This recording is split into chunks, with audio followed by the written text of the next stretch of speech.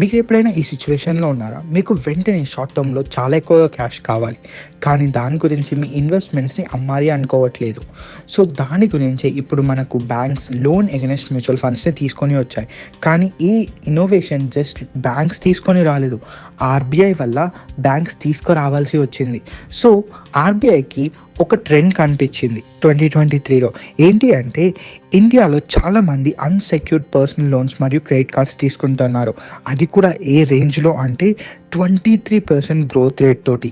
ఇది నిజం చెప్పాలంటే నార్మల్‌గా కన్నా డబల్. సో, ఇలాంటి టైంలో ఆర్‌బీఐ ఏం చేసింది? నార్మల్‌గా రూల్స్‌ని ఇంట్రడ్యూస్ చేసింది. సో, బ్యాంక్స్ ఏవైతే ఉన్నాయో అవి కొత్తగా అన్‌సెక్యూర్డ్ లోన్స్ ఇవ్వలేవు. సో, ఇలాంటి డెస్పరేట్ సిచ్యువేషన్స్‌లో బ్యాంక్స్ అన్నీ కూడా ఒక కొత్త ఇన్నోవేషన్‌ని తీసుకొని వచ్చాయి. Mutual funds. So, loan against mutual funds. So, ఇక్కడ ఇవి ఎలా వర్క్ చేస్తాయి అని చెప్పేసి మనం అనుకోవచ్చు.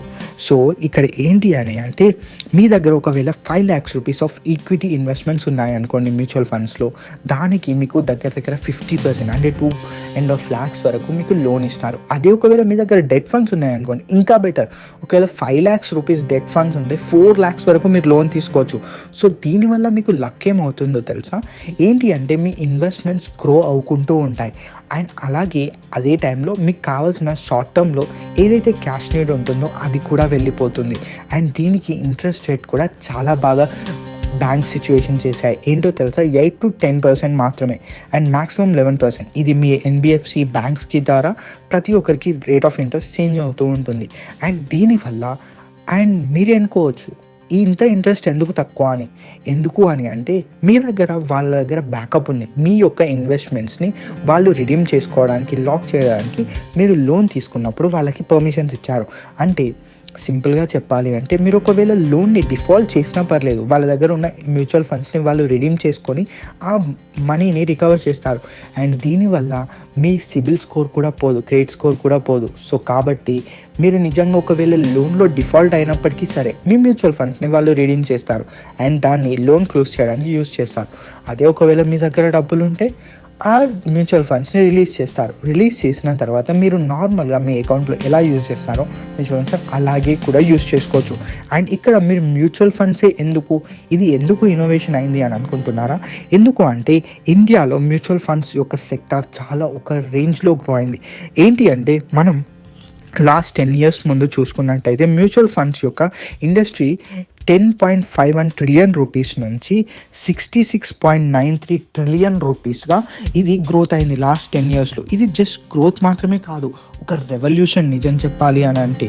సో, అందుకనే బ్యాంక్స్ అన్నీ కూడా లోన్ అగైన్స్ట్ మ్యూచువల్ ఫండ్స్కి చాలా ఎక్కువగా ఎంతూజియాజం చూపించాయి.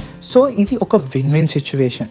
ఎందుకు అని అంటే మనకి కావాలనుకున్నప్పుడు మనకి డబ్బులు దొరుకుతున్నాయి. అలాగే ఆ టైంలో మనం మ్యూచువల్ ఫండ్స్ని లిక్విడేట్ చేయాల్సిన అవసరం లేదు. వీటిని లోన్ లాగా కొలాటరల్గా వాడుకొని సింపుల్గా వీటిని యూజ్ చేసుకోవచ్చు మనం మనీని. అండ్ వీటిని పే చేసిన తర్వాత అంటే పే చేయడానికి మిడిల్లో కూడా ఆ మ్యూచువల్ ఫండ్స్ని బ్యాంక్ ఏం చేయదు, అలాగే జస్ట్ పెరుగుతూనే ఉంటాయి. జస్ట్ వాళ్ళ దగ్గర కస్టోడియన్ని మాత్రమే తీసుకుంటాయి. సో, మీరేమనుకుంటున్నారు ఈ ఫైనాన్షియల్ ఎవల్యూషన్ గురించి? సో, ఇప్పుడు మీరు చాలా అనుకోవచ్చు ఇవన్నీ బాగానే ఉన్నాయి కానీ ఏ యాప్స్ ఇస్తున్నాయి అని అంటే చాలా వరకు ఫిన్టెక్ యాప్స్ ఇస్తున్నాయి. ఫోన్పే కావచ్చు, టాటా న్యూ కావచ్చు, లేదంటే నావీ కావచ్చు, ఇలాంటి చాలా ఫిన్టెక్స్ యాప్స్ ఇస్తున్నాయి loan against mutual funds. And చాలా బ్యాంక్ యాప్స్లో మీరు చూసుకున్నట్టయితే ఆల్రెడీ ఉంది. సో, యాక్సిస్ కావచ్చు అండ్ కోటెక్ కావచ్చు. సో, వెళ్ళి ఒకసారి చెక్ చేసుకోండి మీకు అవసరం ఉండుంటే. But be careful. లోన్ ఏదైనా సరే మీరే పే చేయాలి, ఫ్రీగా కాదు. తక్కువ రేట్ ఆఫ్ ఇంట్రెస్ట్ అయినా పర్లేదు, అవసరం ఉంటే మాత్రమే తీసుకోండి. A small suggestion, that's it. Thank you very much ఈ వీడియో నుంచి వరకు చూసినందుకు.